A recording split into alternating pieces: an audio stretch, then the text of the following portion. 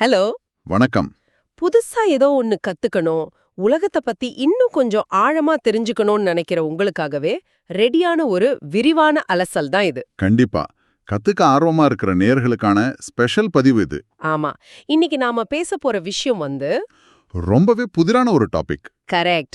நம்ம மனித மூளைக்கும் கான்ஷியஸ்னஸ்னு சொல்லப்படுற நனவு நிலைக்கும் இருக்கிற எல்லைய உடைக்கிற ஒரு மர்மமான பொருளை பத்தி தான் இன்னைக்கு அலச போறோம். ம், இன்னைக்கு நாம ரெஃபரன்ஸா எடுத்துக்கிட்ட சோர்ஸ் மிட்நைட் ஹிஸ்டோரியன் அப்படிங்கிற யூடியூப் சேனல்ல வந்த ஹிஸ்டரி ஆஃப் டிஎம்டி அப்படிங்கிற ஒரு பிரமாதமான வீடியோ. ரொம்ப டீப்பான ரிசர்ச் பண்ண வீடியோ அது. உண்மைதான். அந்த டேட்டாவை வச்சு பல நூற்றாண்டுகளா மதங்களாலையும் அறிவியலாலையும் சட்ட அமைப்புகளாலையும் கூட மறைக்கப்பட அல்லது கண்ட்ரோல் பண்ணப்பட நினைச்ச டிஎம்டி, அதாவது NN டைமெத்தில் டிரிப்டமைன் அப்படிங்கிற வேதிப்பொருளோட வரலாற்றை முழுமையா புரிஞ்சுக்க போறோம். அதோட அறிவியலையும் சேர்த்துதான். ஆமா. சரி, இந்த டாபிக் உள்ள நாம ஏன் இவ்ளோ ஆழமா போகணும்னு நீங்க யோசிக்கலாம். அதாவது ஒரு சாதாரண மரப்பட்டையில, செடியில ஏன் உங்களோட உடம்புக்குள்ளேயே இயற்கையா சுரக்கிற ஒரு வேதிப்பொருள் எப்படி உலகளாவிய அளவுல ஒரு ஆன்மீக மற்றும் அறிவியல் தேடலுக்கு காரணமாச்சு, இத பத்தி முழுசா தெரிஞ்சுக்கிறது நீங்க உலகத்தை பாக்குற விதத்தையே கம்ப்ளீட்டா மாத்தலாம். நிச்சயமா. இப்ப பொதுவா ஒரு வேதிப்பொருள்னு சொன்ன உடனே ஏதோ ஒரு பெரிய லேப்ல வெள்ளக்கோட்டு போட்ட சயின்டிஸ்ட்லாம் சேர்ந்து ரகசியமா உருவாக்குற ஒண்ணுன்னு நம்ம மைண்ட்ல ஒரு இமேஜ் வரும். ஆனா டிஎம்டி அப்படி கிடையாது. இது இயற்கையிலேயே பரவலாக காணப்படுற ஒரு விஷயம். நம்ம உடம்புல தூக்கம், மூட் இதையெல்லாம் கண்ட்ரோல் பண்ற செரோட்டனின், மெலட்டோனின் மாதிரியான கெமிக்கல்ஸ் இருக்குல்ல. ஆமா, அதோட மிக நெருங்கிய உறவினர்னு இதை சொல்லலாம். எக்ஸாக்ட்லி. ஆஸ்திரேலியாவில் இருக்கிற அகாஷியா மரங்கள்ல இருந்து அமேசான் காடுகள்ல இருக்கிற சாதாரண இலைகள் வரைக்கும் இந்த டிஎம்டி எக்கச்சக்கமா கொட்டி கிடக்குது. ஆனா இயற்கையில இது இவ்வளவு சாதாரணமா இருந்தாலும் இது மனித மூளைக்குள்ள போனா ஏற்படுத்துற மாற்றங்கள் கொஞ்சம் கூட சாதாரணமானது கிடையாது. அதுதான் விஷயமே. அந்த மாற்றங்களை முதல்ல கண்டுபிடிச்சது அமேசான் காடுகள்ல இருக்கிற பழங்குடியின மக்கள் தான். ஆமா. அவங்க உருவாக்குன அயவாஸ்கா அப்படிங்கிற பானம் இருக்கே, அது நிஜமாவே ஒரு பிரம்மாண்டமான வேதியியல் விந்த. அதை நீங்க கொஞ்சம் கற்பனை பண்ணி பாருங்க. டிஎம்டி அதிகமா இருக்கிற சைக்கோட்ரியா விரிடிஸ் அப்படிங்கிற ஒரு செடியோட இலைகளை நீங்க அப்படியே பச்சையா சாப்பிட்டா எந்த ஒரு மாய தோற்றமும் வராது, எந்த எஃபெக்டும் இருக்காது. என்ன, நம்ம வயித்துக்குள்ள MAO, அதாவது மோனோ அமைன் ஆக்சிடேஸ் அப்படின்னு ஒரு என்சைம் இருக்கு. இது கிட்டத்தட்ட ஒரு பவுன்சர் மாதிரி. மூளைக்குள்ள எந்த ஒரு தேவையில்லாத கெமிக்கலும் போயிடக்கூடாதுன்னு இந்த டிஎம்டி உள்ளே வந்த உடனே அந்த பவுன்சர் அதை அழிச்சிடும். ஆனா அந்த அமேசான் பழங்குடியினர் என்ன பண்ணாங்க தெரியுமா? அதுதான் ஹைலைட்டே. அந்த இலைகளோட பானிஸ்டீரியோப்சிஸ் காஃபி அப்படிங்கிற ஒரு கொடியையும் சேர்த்து மணிக்கணக்கா கொதிக்க வச்சு ஒரு பானை செஞ்சாங்க. இந்த கொடியில இருக்கிற வேதிப்பொருட்கள் அந்த பவுன்சரான MAO என்சைமை கொஞ்ச நேரத்துக்கு வேலை செய்யாம தடுத்து நிறுத்திடுது. வாவ். அதனால அழியாம தப்பிக்கிற டிஎம்டி நேரா மூளைக்குள்ள போய் பல மணி நேரங்களுக்கு ஒரு மிகப்பெரிய மனமாற்றத்தை, மாய தோற்றங்களை உருவாக்குது. இதுல நாம ரொம்ப ஆழமா யோசிக்க வேண்டிய ஒரு பாயிண்ட் இருக்கு. சொல்லுங்க. அமேசான் காடுங்கிறது கிட்டத்தட்ட 80,000க்கும் மேற்பட்ட தாவர வகைகளை உள்ளடக்கின ஒரு மிகப்பெரிய பிரம்மாண்ட மாதிரி. உண்மைதான். எந்த ஒரு நவீன அறிவியல் கருவியும், லேப் வசதியும், கெமிஸ்ட்ரி நாலேஜும் இல்லாத ஒரு காலத்துல சம்பந்தமே இல்லாத இந்த 2 தாவரங்களை மட்டும் அவங்க எப்படி கரெக்டா செலக்ட் பண்ணாங்க? அதுவும் ஒரு செடியில இருக்கிற கெமிக்கலை ஆக்டிவேட் பண்ண இன்னொரு கொடியை குறிப்பிட்ட டெம்பரேச்சர்ல கொதிக்க வைக்கணும்னு அவங்களுக்கு எப்படி தெரிஞ்சது? அதான் பெரிய கேள்வி. மேற்கத்திய அறிவியல் ரொம்ப சிம்பிளா, இது சும்மா ட்ரையல் அண்ட் எரர் மெத்தட்ல பல வருஷங்களா செக் பண்ணி கண்டுபிடிச்சிருப்பாங்க அப்படின்னு சொல்லிடுது. ஆனா 80,000 செடிகள்ல 2 மட்டும் கரெக்டா மேட்ச் பண்றதுக்கு ட்ரையல் அண்ட் எரர்லாம் செட் ஆகாது. ஒரு நிமிஷம் இருங்க. சொல்லுங்க. நீங்க சொல்றத பார்த்தா ட்ரையல் அண்ட் எரர் மூலமா இதை கண்டுபிடிக்கிறதுக்கான வாய்ப்பு கண்ணை கட்டிக்கிட்டு கடலுக்குள்ள ஊசிய தேடுற மாதிரி ஒரு விஷயம். கரெக்ட். அந்த பழங்குடியின மக்கள் கிட்ட போய் கேட்டா அவங்க சொல்ற பதில் இன்னமும் ஆச்சரியமா இருக்கும். என்ன சொல்றாங்க? தாவரங்கள் தான் எங்க கிட்ட பேசுச்சு, ஆவிகள் தான் எங்களுக்கு இதை எப்படி கலக்கணும்னு கத்து கொடுத்துச்சு அப்படின்னு சொல்றாங்க. ஓஹோ. இது அறிவியலுக்கு ஒரு உருவக கதையா தெரிஞ்சாலும் அவங்க உருவாக்குன அந்த துல்லியமான கெமிக்கல் காம்பினேஷனை சயின்ஸால இன்னைக்கும் மறுக்க முடியாது. அப்ப அந்த மக்கள் இயற்கையோட எந்த அளவுக்கு ஒரு ஆழமான கனெக்ஷன்ல இருந்திருப்பாங்க? ஆனா இந்த இயற்கையான கனெக்ஷன் பின்னாடி 18-19ஆம் நூற்றாண்டுகள்ல அமேசான் காடுகளுக்கு போன ஐரோப்பிய கிறிஸ்துவ மிஷனரிகளுக்கு சுத்தமா பிடிக்கல. ம். அங்க இருக்கிற மக்கள் இந்த அயவாஸ்கா சடங்குகளை பண்றத பார்த்த உடனே இது சாத்தானின் வேலை அப்படின்னும் கடவுளை போலியா உருவகப்படுத்துற ஒரு தந்திரம்னு சொல்லி அதை முற்றிலுமா அழிக்க நினைச்சாங்க. அவங்களோட சடங்கு பொருட்களை எல்லாம் உடைச்சாங்க, அதை தடை பண்ணாங்க. ஏன் அப்படி ஒரு கடுமையான ரியாக்ஷன்? இத நாம அந்த காலத்துல இருந்த ஒரு நிறுவனப்படுத்தப்பட்ட மதங்களோட பார்வையிலிருந்து பார்க்கணும். அதாவது இன்ஸ்டிடியூஷனலைஸ்ட் ரிலிஜன். ஆமா. இப்போ ஒரு தனி மனிதனுக்கு எந்த ஒரு பாதிரியாரும் தேவையில்ல, எந்த ஒரு மத புத்தகமும் தேவையில்ல, எந்த ஒரு தேவாலயமும் தேவையில்ல.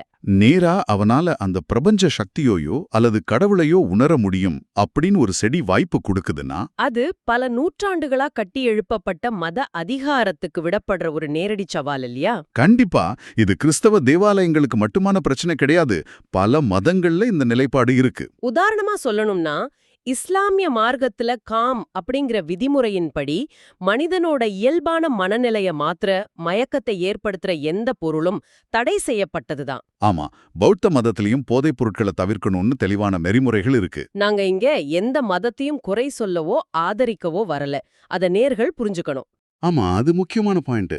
மனிதனுக்கும் அந்த பரம்பொருளுக்கும் இடையில எந்த ஒரு இடைத்தரகரும் தேவையில்லை அப்படிங்கிற ஒரு நிலைய இந்த டிஎம்டி உருவாக்குனது தான் இந்த வரலாற்று ரீதியான எதிர்ப்புகளுக்கு முக்கியமான காரணம். அதாவது சிஸ்டம்க்கு வெளியில இருந்து ஒருத்தன் உண்மையை தேட முயற்சி பண்றது அதிகார வர்க்கத்துக்கு பிடிக்கல. கரெக்டா? ரொம்ப சரியா சொன்னீங்க. சரி.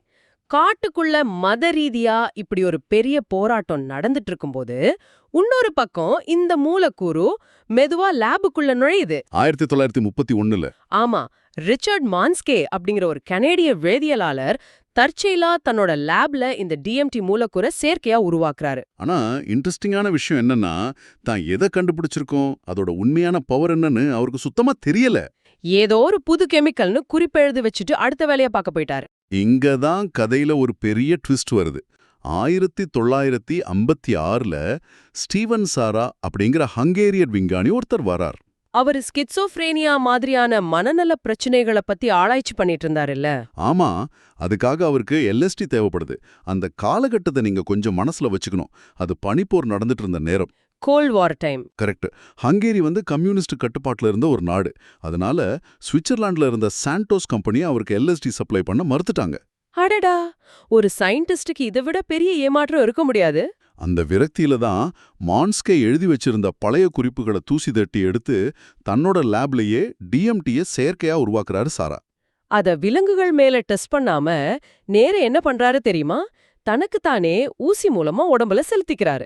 சயின்ஸ் ஹிஸ்டரியிலேயே இது ஒரு பைத்தியக்காரத்தனமான அதே சமயம் ரொம்ப முக்கியமான ஒரு தருணம்.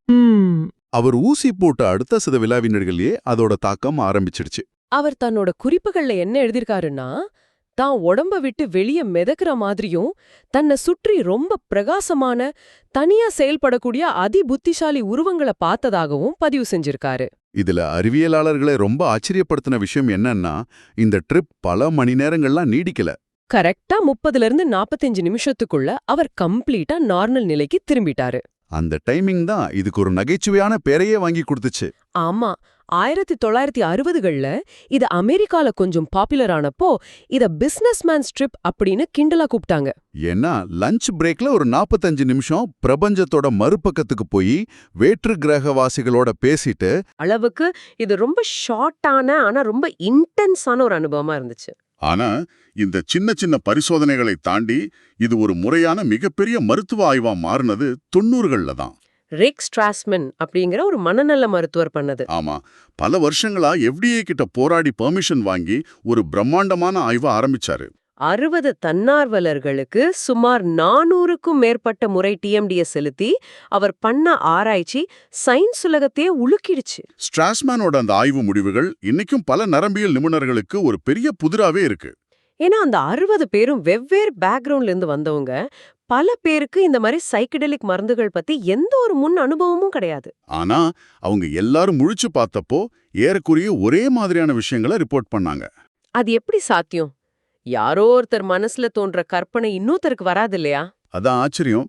பலரும் விசித்திரமான ஜியோமெட்ரிக் வடிவங்கள் அமைஞ்ச அறைகளை பார்த்ததான் சொன்னாங்க. முக்கியமா மெஷின் எல்வ்ஸ் அப்படின்னு சொல்லப்படுற இயந்திர தேவதைகளை சந்திச்சதாகவும் அவங்க டெலிபதி மூலமா தங்களோடு பேசினதாகவும் பதிவு செஞ்சாங்க. இது வெறும் கற்பனையா இல்ல மூளைக்குள்ள ஒளிஞ்சிருக்கிற ஏதோ ஒரு பொதுவான புரோகிராமிங்கா அப்படிங்கிற விவாதம் அப்போதான் சூடு பிடிச்சது. அது மட்டும் இல்ல, இன்னொரு மிகப்பெரிய அதிர்ச்சிகரமான தகவல் வெளியாச்சு. டிஎம்டி அப்படிங்கிறது வெளியிலிருந்து நாம உள்ள கொடுக்கிற ஒரு கெமிக்கல் மட்டும் கிடையாது. மனிதனோட சிறுநீரிலையும் ரத்தத்திலையும் இயற்கையாகவே மிக குறைந்த அளவு டிஎம்டி இருக்கு அப்படிங்கறத சயின்டிஸ்ட் கண்டுபிடிச்சாங்க. அதாவது நம்ம உடம்பே ஒரு கெமிக்கல் ஃபேக்டரி மாதிரி இதை உற்பத்தி பண்ணுது. ரீசெண்டா 2019 கலிபோர்னியா பல்கலைக்கழகம் பண்ண ஒரு எலி மூளை ஆராய்ச்சியில INMT மற்றும் AATC அப்படிங்கிற 2 என்சைம்கள் மூலமா பாலூட்டிகளோட மூளையிலேயே இயற்கையா டிஎம்டி உற்பத்தியாகிறத கன்ஃபார்ம் பண்ணிருக்காங்க. இத கேட்கும்போதே தலை சுத்துதுல்ல. ரொம்பவே. இது பல புதிய கேள்விகளை உருவாக்குது. வெளியே எந்த ஒரு செடியில இருந்தோ இதை நாம சாப்பிடலனாலும் நம்ம உடம்பே ஏன் இதை உற்பத்தி பண்ணணும்? இதுக்கு ஸ்ட்ராஸ்மேன் ஒரு அருமையான தியரியை முன்வைக்கிறாரு. நம்ம மூளையில பீனியல் சுரப்பி அப்படின்னு ஒன்னு இருக்கு. Pineal gland. ஆமா, ஒரு மனிதன் பிறக்கும் போதும் அதே போல மரணத்தை நெருங்கும் போதும் மூளை ஒரு மிகப்பெரிய அழுத்தத்துக்கு உள்ளாகுது. அந்த நேரத்துல இந்த பீனியல் சுரப்பி அதிக அளவுல டிஎம்டியை வெளியிடுமா அப்படிங்கிற ஒரு கேள்வி அவர் எழுப்புறாரு. மரணத்தின் விளிம்பு வரைக்கும் போயிட்டு உயிர் பிழைச்சு வந்தவங்க சொல்ற நியர் டெத் எக்ஸ்பீரியன்ஸ் இருக்குல்ல. ஆமா, ஒரு மிகப்பெரிய பேரொளிய பார்த்ததாகவும் இறந்து போன தங்களோட உறவினர்களை சந்திச்சதாகவும் சொல்றாங்களே. அதெல்லாமே மூளை வெளியிடுற இந்த சொந்த டிஎம்என்னோட விளைவா இருக்கலாம். ஏன் நாம தினமும் ராத்திரி காண்கிற மிக ஆழ்ந்த கனவுகளுக்கு கூட இதுதான் காரணமா இருக்கலாமோன்னு ஒரு சிந்தனை ஓடிட்டு இருக்கு. இது என்னமோ 100% நிரூபிக்கப்படல அப்படின்னாலும் மனிதன் என்றால் என்ன, அவனோட உணர்வு நிலை எப்படி வேலை செய்யுதுங்கிற நம்ம அடிப்படை புரிதலையே இது மொத்தமா உழுக்குது. இத நரம்பியல் பார்வையிலிருந்து பார்த்தா நமக்கு இன்னும் கொஞ்சம் கிளியரா புரியும். Neuro science angle. ஆமா, மூளையில டிஎம்என் அப்படின்னு ஒரு நெட்வொர்க் இருக்கு. அதாவது டிஃபால்ட் மோட் நெட்வொர்க். இதை உங்களுக்கு சிம்பிளா புரிய வைக்கணும்னா, இந்த டிஎம்என்ன ஒரு பெரிய கம்பெனியோட ரொம்ப ஸ்ட்ரிக்டான மேனேஜர்னு வச்சுக்கோங்க. ஓகே.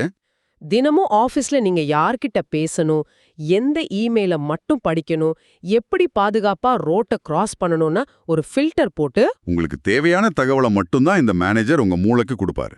உங்களோட ஈகோ, உங்களோட ஐடென்டிட்டி எல்லாமே இந்த மேனேஜரோட கண்ட்ரோல்ல தான் இருக்கு. ஆனா டிஎம்டி உள்ள போனோன்னு என்ன ஆகுது தெரியுமா? என்ன ஆகுது? இந்த மேனேஜரை கொஞ்ச நேரத்துக்கு சஸ்பெண்ட் பண்ணிடுது. அந்த ஃபில்டர் மொத்தமா விலகுன உடனே பிரபஞ்சத்துல இருக்கிற அத்தனை இமெயில்களும் தகவல்களும் எந்த ஒரு தடையும் இல்லாம உங்க மூளைக்குள்ள வெள்ள மாதிரி பாயுது. அந்த ஓவர்லோடு தான் இந்த மாயத் தோற்றங்களா மாறுதுன்னு நரம்பியல் நிபுணர்கள் சொல்றாங்க. ரொம்ப சரியான உதாரணம். இந்த டிஎம்என் முடங்குறத ரீசெண்டா லண்டன்ல இருக்கிற இம்பீரியல் கல்லூரியில ஒரு சூப்பரான எக்ஸ்பெரிமெண்ட் மூலமா நிரூபிச்சாங்க. எப்படி பண்ணாங்க? வழக்கமா டிஎம்டி ஊசி போட்டா 45 நிமிஷத்துல முடிஞ்சிடும்ல. ஆனா இவங்க ஆஸ்பத்திரியில குளுக்கோஸ் ஏத்துற மாதிரி ஐவி ட்ரிப் மூலமா தொடர்ந்து ரொம்ப கட்டுப்பாடான அளவுல டிஎம்டியை பல மணி நேரங்களுக்கு உடம்புக்குள்ள செலுத்தி அந்த ட்ரிப்பையே எக்ஸ்டெண்ட் பண்ணாங்க. எக்ஸாக்ட்லி. அப்போ மூளைய ஸ்கேன் பண்ணி பார்த்தப்போ நம்ம சொன்ன அந்த மேனேஜர் முழுமையா ஆஃப் ஆகி மூளையோட மற்ற பல பகுதிகள் தங்களுக்குள்ள புதுசா தொடர்புகளை ஏற்படுத்திக்கிட்டது ரொம்ப தெளிவா தெரிஞ்சது. ஒரு பக்கம் அறிவியலும் மூளையும் இப்படி மல்லு கட்டிட்டு இருக்க, இன்னொரு பக்கம் இத வச்சு பல சட்ட போராட்டங்களும் வியாபாரங்களும் நவீன காலத்துல நடந்துட்டு இருக்கு. ஆமா, குறிப்பா 2006 அமெரிக்கா உச்சநீதிமன்றத்துல நடந்த ஒரு கேஸ பத்தி நம்ம கட்டாயம் பேசணும். அந்த பிரேசிலிய மத குழுக்கள் போட்ட கேஸ் தானே? ஆனா உனியோட்டோ வெஜிடல் அப்புறம் சாண்டோ டாய் அப்படிங்கிற 2 மத குழுக்கள் தங்களோட மதச் சடங்குகளுக்காக இந்த அயோவாஸ்கா பானத்தை குடிக்க அனுமதிக்கணும்னு அமெரிக்கா அரசாங்கத்துக்கு எதிராக வழக்கு போட்டாங்க. அந்த கேஸ்ல உச்சநீதிமன்றம் என்ன சொல்லுச்சுன்னா, உங்களோட மத சுதந்திரத்துக்கு நாங்க குறுக்க நிக்கல, நீங்க இத பயன்படுத்திக்கலாம் அப்படின்னு அவங்களுக்கு சாதகமா தீர்ப்பு கொடுத்துச்சு. ஆனா இதுல இருக்கிற முரண்பாடு என்ன தெரியுமா? ஒரு பக்கம் மதச்சடங்குக்கு ஓகே சொன்ன அதே அரசாங்கம், இன்னொரு பக்கம் அமெரிக்க சட்டப்படி இதை இன்னமும் ஷெட்யூல் 1 தடை செய்யப்பட்ட பொருளா தான் வச்சிருக்கு. அந்த ஷெட்யூல் 1 அப்படிங்கறத நேயர்கள் கொஞ்சம் புரிஞ்சுக்கணும். ஹெரோயின் மாதிரியான ரொம்ப ஆபத்தான, மருத்துவ ரீதியா எந்த ஒரு பயனும் இல்லாத, அதிகமா அடிமைப்படுத்தக்கூடிய பொருள்களை தான் அமெரிக்க சட்டப்படி ஷெட்யூல் 1ல வைப்பாங்க. பல நூற்றாண்டுகளா ஒரு சமூகமே தங்களோட ஆன்மீகத்துக்கும் மன அமைதிக்கும் பயன்படுத்துற ஒரு தாவரத்தை எந்த ஒரு மெடிக்கல் பெனிஃபிட்டும் இல்லைன்னு சொல்லி ஹெரோயின் கூட ஒரே லிஸ்ட்ல வச்சிருக்கிறது எவ்வளவு பெரிய முரண்பாடு. அது ஒரு மிகப்பெரிய முரண்பாடு தான். ஆனா சட்டம் எப்படி இருந்தாலும் இன்னைக்கு அமேசான் காடுகளை சுற்றியுள்ள பெரு மற்றும் கோஸ்டாரிக்கா நாடுகள்ல அயோவாஸ்கா டூரிசம் ஒரு பிரம்மாண்டமான பிசினஸா மாறிடுச்சு. சிலிகான் வேலியில இருந்து ஐடி கம்பெனி சிஇஓக்கள் ஹாலிவுட் நடிகர்கள்னு ஆயிரக்கணக்கான டாலர்களை செலவு பண்ணிட்டு அங்க போறாங்க. ஆனா இதுல இருக்கிற இருண்ட பக்கம் ரொம்ப ஆபத்தானது. ஆமா, இந்த டூரிசம் அந்த பழங்குடியின மக்களுக்கு பொருளாதார ரீதியா கொஞ்சம் உதவி செஞ்சாலும் இதுல ஏகப்பட்ட ஆபத்துகள் இருக்கு. எந்த ஒரு அனுபவமும் இல்லாத தங்கள சாமியார்கள் அப்படின்னு சொல்லிக்கிற பல போலி நபர்கள் அங்க காளான் மாதிரி முளைச்சிருக்காங்க. அந்த போத நிலையில அங்க போற பெண்கள் பல பாலியல் அத்துமீறல்களுக்கு ஆளாகிறாங்க. அது மட்டும் இல்லாம பழங்குடியின பாரம்பரிய முறைன்னு சொல்லி அதிகப்படியான புகையிலை சாற்றை குடிக்க வைப்பாங்க. டொபாக்கோ பர்ஜஸ்னு சொல்றது. உடம்ப சுத்தப்படுத்துறேன்னு சொல்லி அளவுக்கு அதிகமா இதை குடிக்க வச்சு அங்க சில மரணங்கள் கூட நடந்திருக்கு. இது ஒரு பக்கம்னா முதலாளித்துவம் பண்ற இன்னொரு கொடூரமும் இருக்கு. லாரன் மில்லர் பண்ண வேலை தானே. ஆமா, லாரன் மில்லர் அப்படிங்கிற ஒரு அமெரிக்கர் பலாயிரம் வருஷங்களா அமேசான் மக்கள் பயன்படுத்திட்டு வர்ற இந்த அயவாஸ்கா தாவரத்துக்கே தனக்குத்தான் காப்புரிமை வேணும்னு கேட்டு அப்ளை பண்ணாரு.